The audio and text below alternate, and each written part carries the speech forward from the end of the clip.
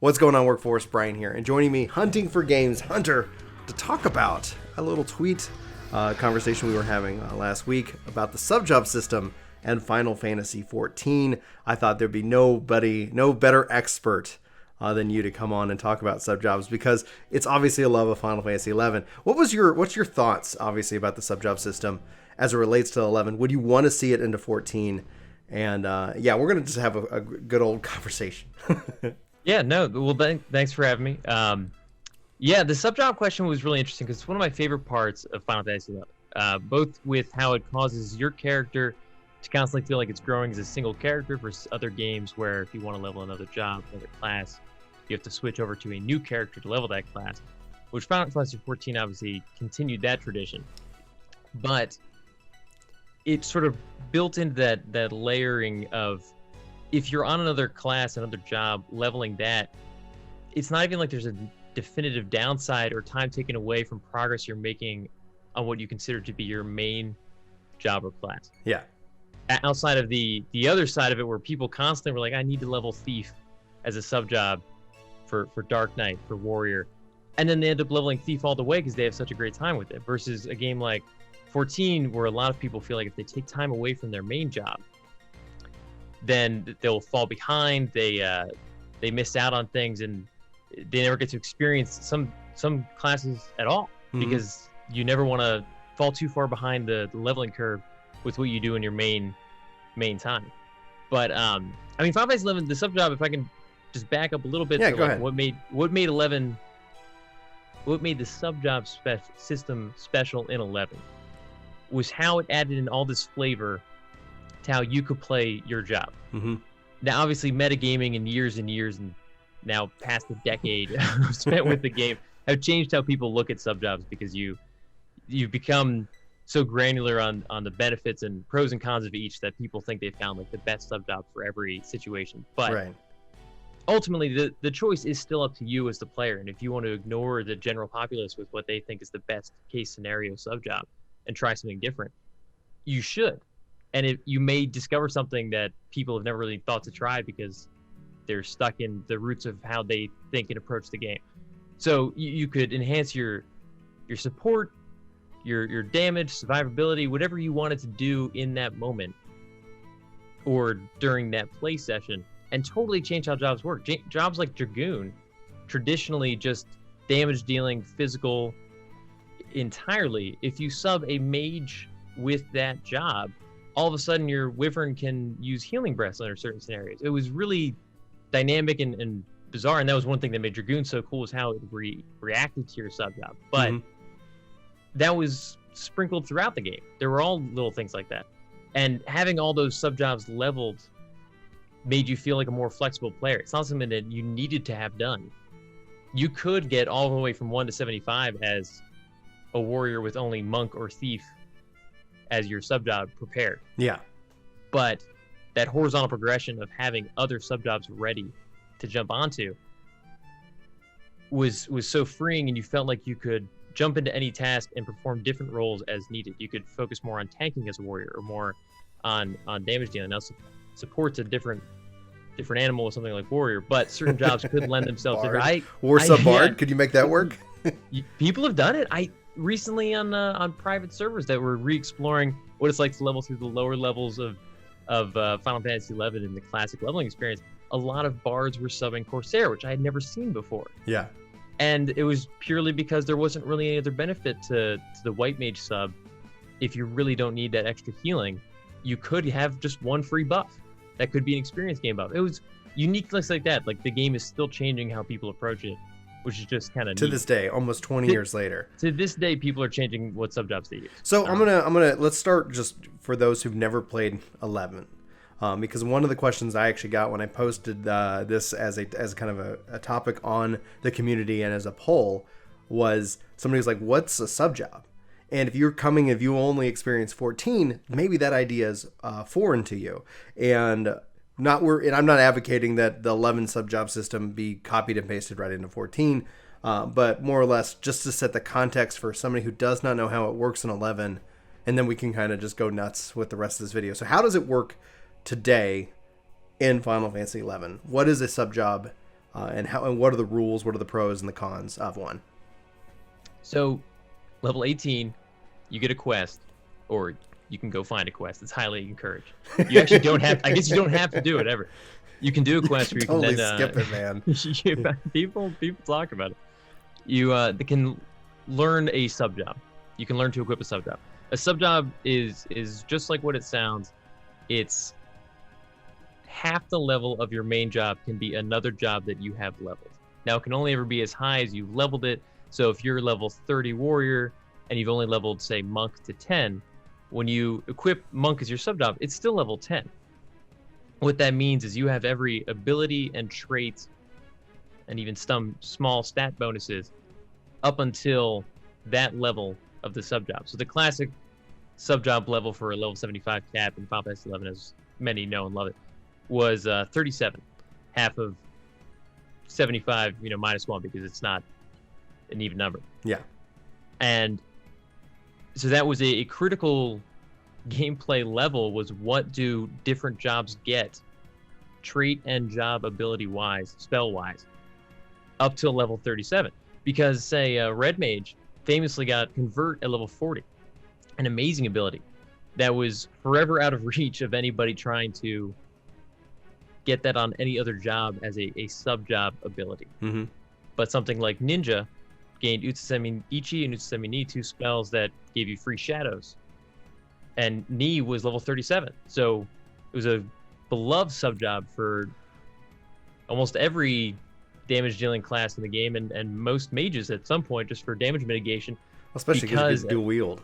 Right, exactly. Yeah. There's tons of little benefits like that. So another interesting flavor of that is that as you level, sub-job benefits may wax and wane, because Ninja's sort of useful even at 20 because you get dual wield, but you don't get any of the shadows until 24 is Ichi, and then it's been a while. It's been too long for me. Yeah, That's why I was like, I gotta get a Hunter on here just because I was like, it's been too long for me to really. It's crazy. So there may be periods like the 30 to 50 period where one sub-job may overtake another in terms of benefit, and then another will kind of ramp up. And what makes the conversation from the 14 side so interesting is that 14 doesn't have that static cap. The cap is always raising with new expansions. We introduce another 10 levels, at least so far. Mm-hmm. And every time you would do that, if it was 11 with the sub-job scenario, you open up countless new sub-job opportunities that were never there before. Red Mage suddenly becomes one of the most important sub-jobs available because you can get, Convert, Refresh. Right. Exactly. Something that was totally unavailable. And jobs like Warrior, suddenly you get access to Aggressor, an accuracy buff, which previously you didn't. Maybe that swings a little bit more that way instead of Ninja, which doesn't really gain anything past 37 for sub-job. Now, it was interesting, a little bit of a downside of how 11 implemented sub-jobs, where I think the biggest miss was the way that the skill system incorporated into it. Because ultimately, your strength as a character is still based on your skills. So, say, Black Mage casting Elemental Magic, you have an Elemental Magic skill. Right. That skill, if you don't have it natively, is still capped at whatever your sub-job has it at that sub-job's level. So if you're a monk and you sub Black Mage and try to cast Black Magic, it's like a level 37 Black Mage trying to cast Black Magic. You don't have that skill natively as a monk, which made certain subs never really seem to be viable. You could never enter a 75 party as a monk or a thief and cast Black Magic on Magic Burst and try to change up your damage output that way. And right. I always thought that would have been so cool if they could have just gone a step further and made it. Now, certain jobs like Scholar kind of try to get around that by changing how that skill system worked for Scholar. But ultimately, that was a unique case.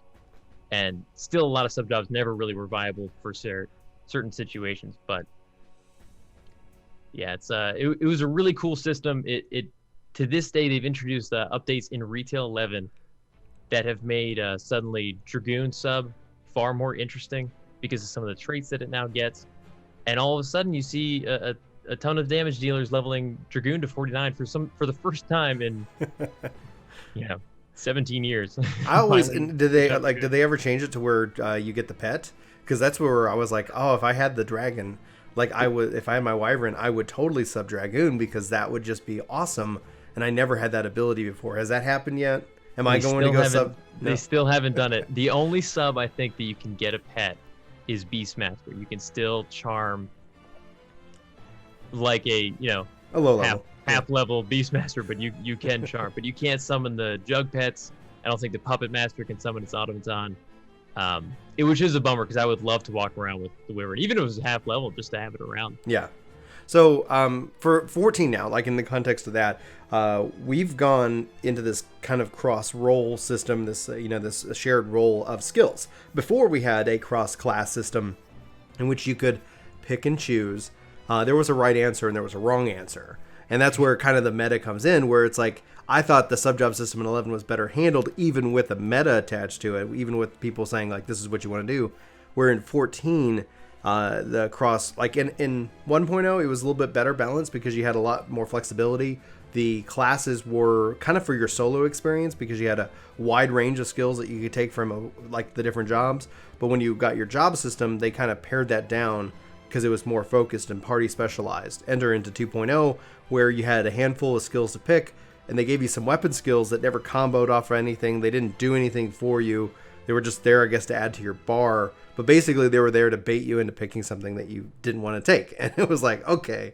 But there was some kind of beauty in that. And since then, we've gone away from that and gone into the cross roll. And that's where, when it comes down to it, I think a lot of the things that, the meta would still be the meta.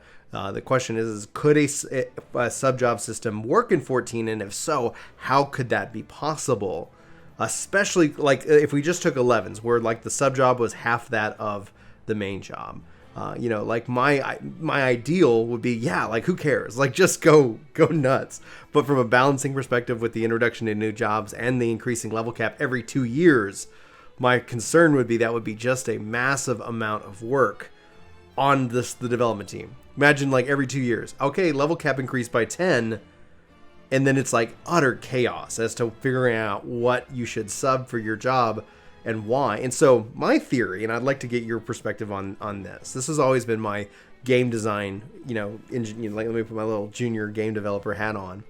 And I go back to kind of Halo's concept of the rock, paper, scissors method. And so if I was going to fit this into 14 some way, I don't, I think, gosh, they'd have to have another calamity and say, hey, we've rebuilt and redesigned this from the ground up. So I don't think this, if any, ever going to happen anytime soon, but I can dream. And that's why on the poll, I said dream on, dreamer, because it's the positive answer. Dream on, buddy. Okay, this is the dreamer of me. Would be to say every job can pick from 3 options for a sub-job. And when you look at the base kind of stats in which that people are prioritized, you have determination, you have critical hit, and you have direct hit. So you kind of think of the 3 big stats people, and maybe you could say a couple others or something like that. So that from a balancing and a mathematic perspective, if I'm a black mage, I can pick from 3 options. And each of those options, rather than actually introduce new skills, because when you look as a controller player in 14, we're always up against that limit unless they brought in like the PvP combo system or something, which I know I'm pro for. Not everybody else is going to agree on. But imagine if that sub-job augmented your skills in some passive way. I think when you look at the ways that the game could improve would be completely in a passive sense. I don't need new skills, just augment my skills and such. So for example, like let's just take White Mage, and let's say you could pick White sub Scholar, White sub Astrologian, and maybe a third White sub Red, or like whatever that would be curated as to what your sub job would be for that. Then from a balancing perspective, let's say Insuna, you could do, if you were sub Red, it'd be an AoE Insuna. If you were sub, Scholar, it'd be an Insuna with the light shield. If you were Astrologian, it'd be Insuna with the light regen, or something like that. So all of a sudden, your sub job just takes a skill and improves it in one of 3 ways. And then from a mathematical balancing perspective, as the meta forms and solidifies, and somebody looks at you and says, how dare you take Red Mage? You're losing out on different things. And this is what, this is what we all say, and everybody should fall in line. Then they could easily go and mathematically tweak. So it's like, well, what about that sub Scholar is so not necessarily grabbing people with the skill augmentation and things like that. That's how I would fit that into the world of 14, because geez Louise, introducing new skills. Like, oh man, how am I going to make that work? What are your thoughts? Like, how would you fit a sub job system into 14 if you could play God or Yoshi P. Well, I think you nailed the initial concern I have as soon as this comes up, and my mind immediately goes to problems for some reason. But I was immediately worried about the balance problem, because even today they struggle with balance of Subjobs in 11 constantly. Yeah. So 14, obviously, like you said, with the changing level cap every 2 years, with introduction of new jobs, even if all of a sudden you introduce one new tank, healer, and damage dealer, those are 3 new possible Subjobs you have to account for. So I love your idea that you limit it to a smaller subset that each have specific focal points. And I think, like you just said, your biggest problem there is it too easy then to spot the winners? And that becomes on that leans on the devs as like how well can you balance these 3 and the content around these 3 different subjobs. And maybe they're not balanced. Maybe that's part of the fun, is that certain content works better with certain subs, and then that's the benefit of you as the player. If you've spread your wealth that way and leveled multiple options, then you are equally good you're prepared for all the different types of content that prefer White Mage sub, Scholar sub, Astrologian sub, versus only having White Mage sub. And you can still do the other 2 pieces of content that maybe you're not peak performance for. Right. You struggle versus somebody who has those subs available and can more easily prepare themselves. But in terms of what I would do in 14, I think I would let it loose. Just go nuts. I would love to see, because ultimately in 11, within a month, 2 months, half of the sub job options were kind of whittled out. Yeah. There are a few that people still to this day argue things like, hey, Monk, when it gets focus, which is an accuracy buff, is really great for this one level range. And people are like, I don't know, because you can get that same accuracy trait if you sub Ranger for that level range. And they go back and forth. But ultimately, it doesn't matter, because by the time you get to level cap, you're probably subbing Warrior, Ninja, maybe Samurai or Dragoon, depending on what class you are. And then there's very specific scenarios where you might lean into one or the other. But that's what I'd love to see, is that kind of flexibility, where ultimately, there are some clear-cut winners that maybe change from patch to patch, expansion to expansion. And ultimately, they're pretty much always beneficial in some way or another. But occasionally, there are pieces of content where one just it becomes incredible, and nobody saw it coming. Like, even the developers are like, "Wow, we didn't think you'd ever tank as a ninja." It was a bizarre choice, but wow, you're really doing it. Because that's what I'd love to see. I'd love to see the developers be surprised as much as the players by new approaches.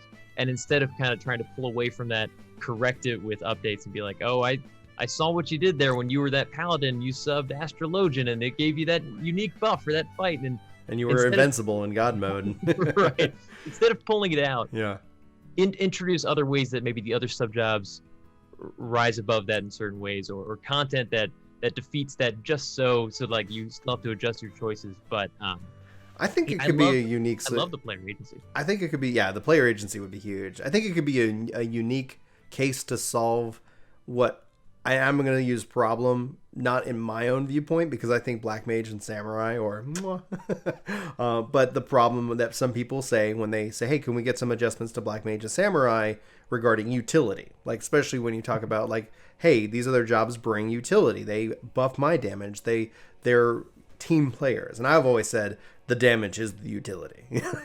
That's my personal viewpoint. But imagine if then you could, and this is the imagine section of the video, imagine if you could take a Samurai sub White Mage. All of a sudden, you have a res. Or like, hey, you could do this, and now you have this support mechanic. Or Samurai sub Dragoon, and now you can boost everybody's damage around you. Thus, the player gets to choose, like, okay, am I bringing in, and now as a Samurai main...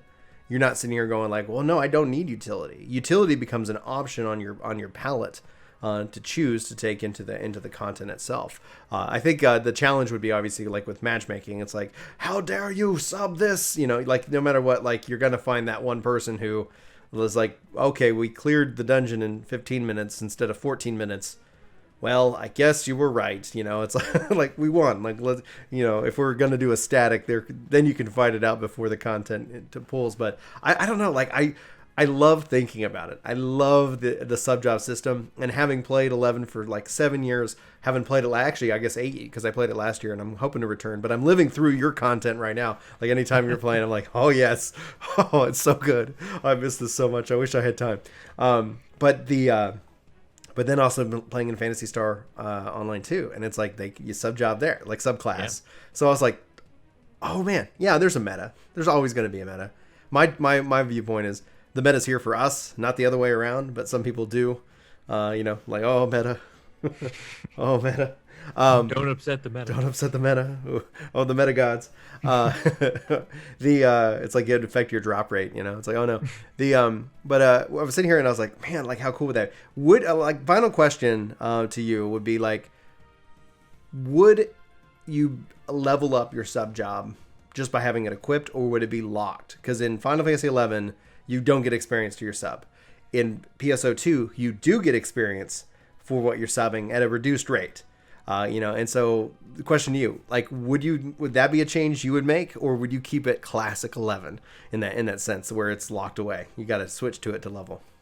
Yeah. So part of me loves that system because you learn so much about other classes. You learn by playing, which some people may never touch certain classes, but the other side is because some classes are really not your style. Like to this day, leveling White Mage in 11 to sub-job level was one of the slowest, most grinding, and in the worst possible way kind of grinding experiences for me. I couldn't stand it. I never wanted to touch it again. And it almost made me quit the game. And I'm sure there were people that did quit the game because they're like, I hate Warrior. I'm not going to level it. And then everybody kept saying, oh, you really should level it. And they gave up. So from that perspective, I can totally get you hop onto a class, you want to try a sub job, it levels as you level. Yeah. Now, what's interesting with that is, do you always have max level sub job? Because if you switch around, or do you pick one and that one levels with you, but you have to level other ones? I mean, there's different degrees to that, but ultimately, I think the way that the 14 is designed as a game that tries to include more players and exclude less, it is always trying to invite players to come back, to try it fresh. It makes more sense in my mind for it to level with you, for you to always be able to try different strategies without feeling like you are obstructed from those approaches because you just haven't taken the time to grind out 40 or 50 levels of a random class that suddenly is useful after one patch. Yeah. That's the risk. That's why I always encourage people to level a couple different jobs in case an update comes and they're like, no. I was like, that way you're not like starting over at level 1 or 30 or 50. It's like, you never know what's going to happen with each expansion. Machinist is amazing now, and I'm like, oh man, Summoner, I'm like, oh well, I'm glad I got these other jobs that were ready to go. So that's just I'm down to 2. I've got Summoner and Ninja, and I was like, I don't know if I like Summoner right now, so I hope I like Ninja.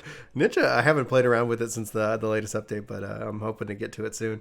Hunter, where can people find you? Tell them about what you talk about, and I'll include links to his content below. Go ahead. Oh, we'll appreciate it.